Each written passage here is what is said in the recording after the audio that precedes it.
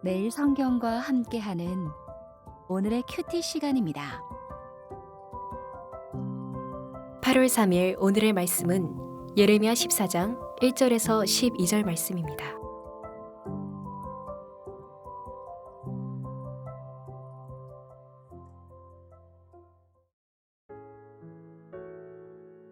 가뭄에 대하여 예레미야에게 임한 여호와의 말씀이라. 유다가 슬퍼하며 성문의 무리가 피곤하여 땅 위에서 애통하니 예루살렘의 부르짖음이 위로 오르도다. 귀인들은 자기 사환들을 보내어 물을 얻으려 하였으나 그들이 우물에 갔어도 물을 얻지 못하여 빈 그릇으로 돌아오니 부끄럽고 금심하여 그들의 머리를 가리며 땅에 비가 없어 지면이 갈라지니 밭 가는 자가 부끄러워서 그의 머리를 가리는도다. 들의 암사슴은 새끼를 낳아도 풀이 없으므로 내버리며 들 나귀들은 벗은 산 위에 서서 승냥이 같이 헐떡이며 풀이 없으므로 눈이 흐려지는도다. 여호와여, 우리의 죄악이 우리에게 대하여 증언할지라도 주는 주의 이름을 위하여 일하소서. 우리의 타락함이 많으니이다. 우리가 주께 범죄하였나이다. 이스라엘의 소망이시오 고난당한 때의 구원자이시여, 어찌하여 이 땅에서 거류하는 자같이 하룻밤을 유숙하는 나그네같이 하시나이까.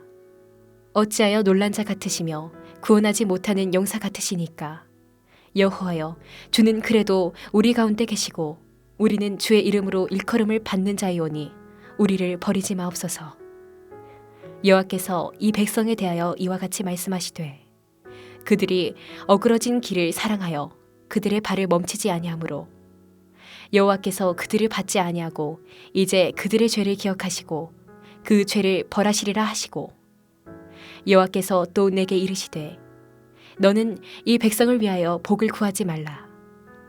그들이 금식할지라도 내가 그 부르짖음을 듣지 아니하겠고 번제와 소제를 드릴지라도 내가 그것을 받지 아니할 뿐 아니라 칼과 기근과 전염병으로 내가 그들을 멸하리라.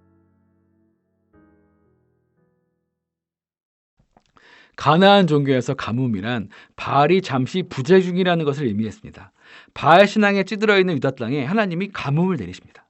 가뭄은 바알의 부재가 아닌 하나님의 임재라는 것입니다. 우상 숭배를 심판하시려는 하나님의 적극적인 개입이라는 것입니다. 유다 땅은 강우량도 적고 물이 넉넉히 공급되는 땅이 아니므로 가뭄은 치명적입니다. 아무리 왕이고 귀족이고 부자라도 가뭄에는 가난한 자, 들짐승과도 평등하게 그저 속수무책일 수밖에 없습니다. 그러므로 하나님이 내리시는 가뭄은 유다 백성의 총체적인 회개를 요구하는 경고일 것입니다. 어제 본문에서 예레미야는 들을지어다, 제발 귀 좀 기울여 달라, 너희가 거부하여 심판받으면 나는 숨어서 눈물을 흘릴 것이다 라고 호소했습니다. 오늘 본문에서는 백성들이 가장 무섭게 여기는 가뭄을 생생히 묘사하여 단호하게 회개를 촉구하고 있습니다. 하지만 어제처럼 부탁을 해도 오늘처럼 호소를 해도 유다 백성들은 동일하게 무반응입니다. 참혹한 심판이 예고되었으면 국가적인 회개의 선언이 나올 법도 한데 이어지는 것은 예레미야 한 사람의 기도뿐입니다. 오늘 본문의 새 등장인물의 반응을 중심으로 본문을 좀 더 살펴보겠습니다. 첫째, 백성들입니다. 유다 백성들은 왜 경고를 무시할까요? 경고하는 예레미야 반대편에 위로와 구원의 확신을 주는 선지자들이 있기 때문입니다. 죄를 지었으니 심판이 임할 것이다 라는 말씀보다 죄를 지었어도 용서하시고 평안을 주실 것이다 라는 메시지가 더 좋은 게 당연합니다. 우리도 예레미야 같은 심판의 메시지를 건너뛰고 듣기 좋은 성경 말씀만 골라서 듣고 읽고 묵상하다 보면 하나님의 경고에 무감한 그리스도인이 되고 말 것입니다. 또 하나의 이유는 집단성입니다. 예수님은 십자가의 길은 좁고 협착해서 찾는 이가 적을 거라 하셨습니다. 거짓된 신앙의 길에는 다수의 집단이 모여 있고 다수가 모이면 그게 진리인 줄 착각합니다. 이렇게 신앙생활하면 안 될 것 같은데 하며 자각하다가도 주위를 둘러보면 다수가 그렇게 신앙생활하고 있으니 나만 뭐 별나게 믿을 거 있나 하면서 금세 성령이 일깨우신 영적 갱신의 마음을 무시해버리기 일쑤입니다. 둘째, 하나님입니다. 하나님은 예레미야의 탄원을 가차없이 묵살하십니다. 심지어 예레미야에게 백성을 위해 더 이상 기도하지 말라고 하실 정도입니다. 더 이상 회개의 기회가 없다고 하시는 것만 같습니다. 뒤늦게 백성들이 부르짖고 금식하고 제사를 드려도 절대로 심판을 철회하지 않겠다고 하십니다. 왜 이렇게까지 말씀하시는 것일까요? 예레미야를 죽이려 할 정도로 하나님의 경고를 무시하던 백성들이 뒤늦게 회개의 제스처를 취하는 것은 거짓 회개일 것이기 때문입니다.